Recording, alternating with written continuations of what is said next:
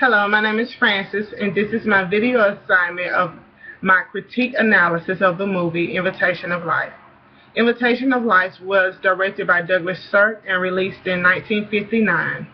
The movie Invitation of Life is about a single mother, Miss Laura, and her daughter, Sarah, who happens to be white, and a single mother, Miss Annie, and her daughter, Sarah Jane, who happens to be African American, although Sarah Jane is so bright that she could pass for white.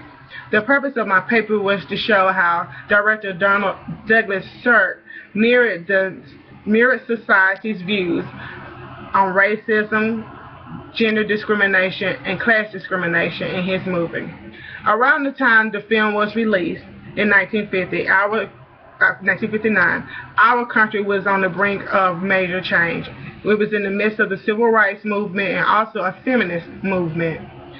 In the movie, Miss Laura is, like I said, a single widow, and she is determined to make it on her own. Now, traditionally, women roles were to be a wife, mother, caregiver, and submissive to their husbands. They were not encouraged to go out and make a way of their own. They were seen as frail, and women were seen as someone who always needed to be rescued by a man. Well, Miss Laura shattered this image. Miss Laura went out and became an actress and was very successful and became very wealthy from that fact. She showed that women can do whatever they wanted to once they put their mind to it and had determination to do it. That goes against everything that our society had known prior to this time in our age, or prior to like the 1950s, where it was seen that a woman was to only be submissive to her husband and to do whatever her husband needed, housekeeping, seeing about the kids type thing, and never to strike out on her own and to make a way. The other big issue in the film was race. Around the time of this movie came out, as I said earlier, we was in the midst of a civil rights movement. And Miss Sarah Jane, to me, in my opinion, character was based off of maybe what the young people were feeling and what Donald Sirk saw in the society, what the young people were feeling at the time when this movie was released. The fact that they wanted equal rights, they wanted to be treated fairly, they wanted to be given the same opportunity as the whites had been given, an opportunity to make their own way, to make their own life. And that's what I got from Sarah Jane. She didn't want to be bound by the color of her skin, even though she could pass for white. She didn't want to be bound by being just only African American, because she had seen how African Americans had limited options. You could either be a servant, a chauffeur, a maid. Those are the things that she only seen, and she always saw the negative of black people being ushered in through the back or living in the back. In fact, in the movie, she told her mom she don't understand why she always has to live in the back, and that she no longer wanted to live in the back. Now, Miss Annie had the traditional, I say the older black people's thoughts, I guess, where they would just take what was given to them. They felt it was their right or their duty to take care of the white people and accept whatever was given to them. It seemed as if she enjoyed the servitude, the service life. And Sarah Jane just totally bucked on it. She didn't want it. She wanted to be her own person. She wanted to be able to pursue her dreams, not to be limited by her color.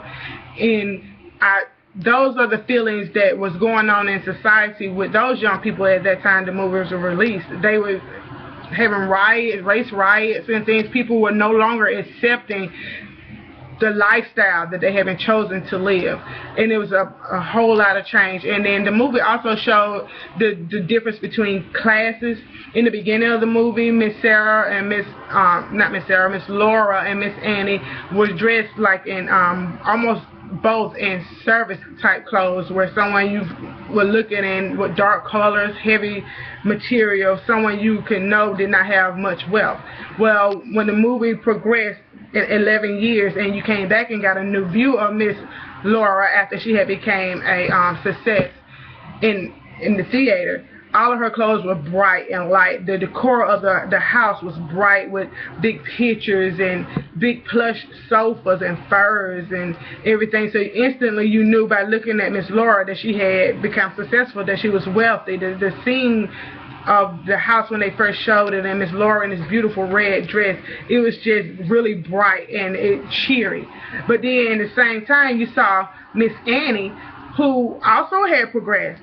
but she was still wearing traditional servant clothes, and you could tell the difference between class and class at that time. You could tell that even though they both lived in the same house, you could instantly tell that Miss Laura was, Miss Annie was Miss Laura's servant. I just wanted to really just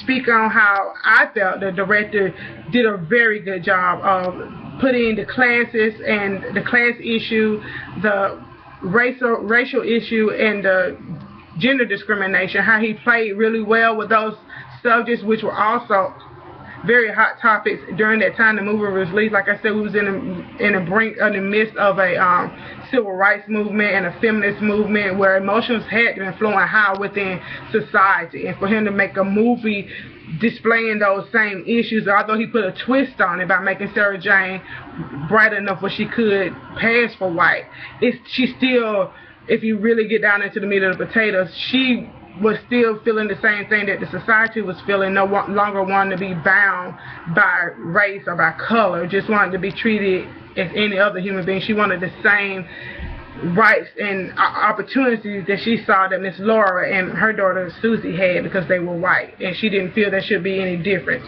So I really enjoyed the movie. I put my heart and soul into the paper, so I really hope that you enjoy it. Thank you.